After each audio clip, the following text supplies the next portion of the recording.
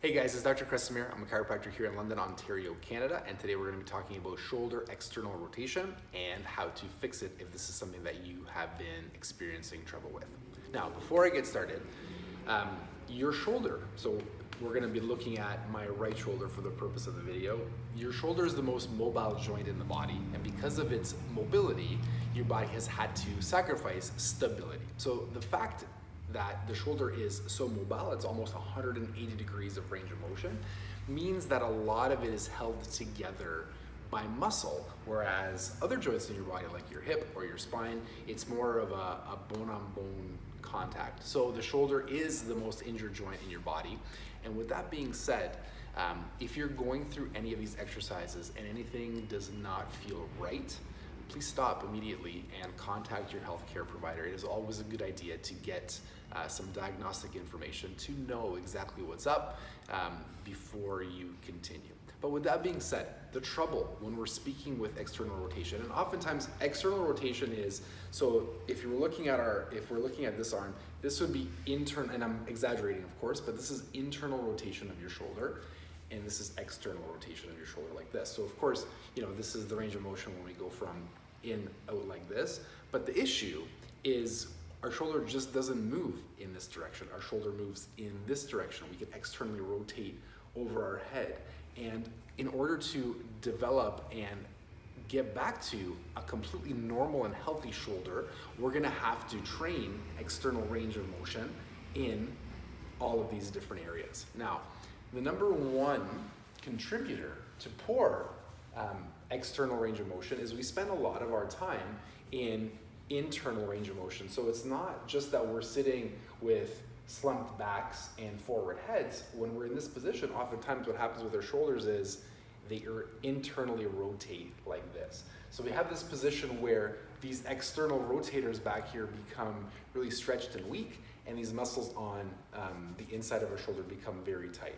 So step number one, and the first exercise that I want to show you, is introducing some extension through your spine. So get out your foam roller, and what you want to do is you always want to protect your head. Make sure that you're locking your hands behind your fingers like this, and spend some time rolling your spine out. Now, the common thing that I see most people do when they're over their foam roller is they completely let their core relax, and they end up just opening up their spine like this and creating a lot of tension in their lower spine. Keep your core nice and tight, and make sure you're trying to open up that upper part of your upper back in order to get some extension into your upper thoracic spine.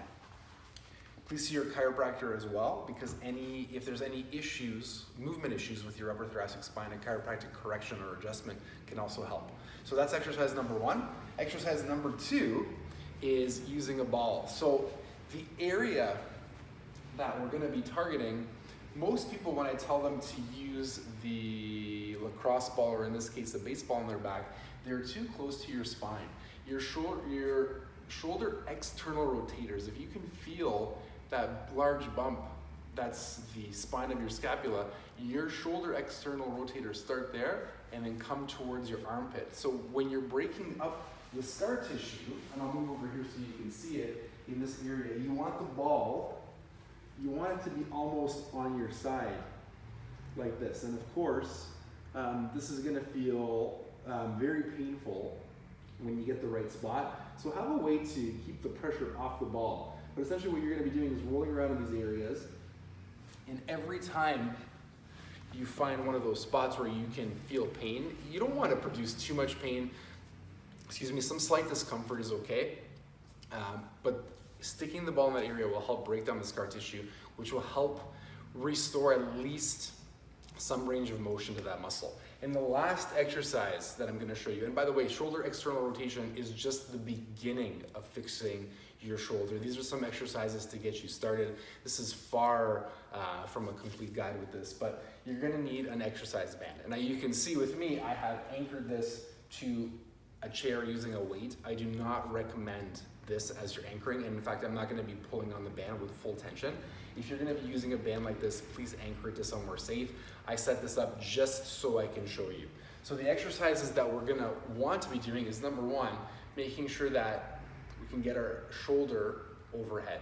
So with very small circles, you want to be standing when you do this, not sitting, but in order to fit everything into the video, you want to start with your arm at the ground, and we just want to make really small circles while going against the band. And as we're working our way up, we want to continue to keep our elbow straight, and we want to be bringing the band overhead. And the overhead position will be, again, to help open up your shoulder at the front and to help keep your spine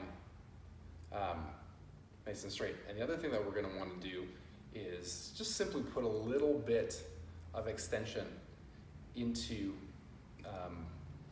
that shoulder, up like that. And the last one that I'm going to show you is the classic external rotation, but we're going to do it from the top. So you're going to want to keep your shoulder and elbow at 90, and what we're going to be doing is just working on classically externally rotating our shoulder. Don't let your elbow keep sliding back. We want to keep our elbow straight and really work on creating some tension through the shoulder there. Give those a shot. If you have any comments or questions, please post them below. I would love to answer them and provide any resources and help that I possibly can. Like I said before, please go slow.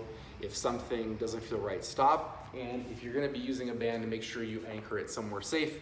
Have a great day, and I'll talk to you next time.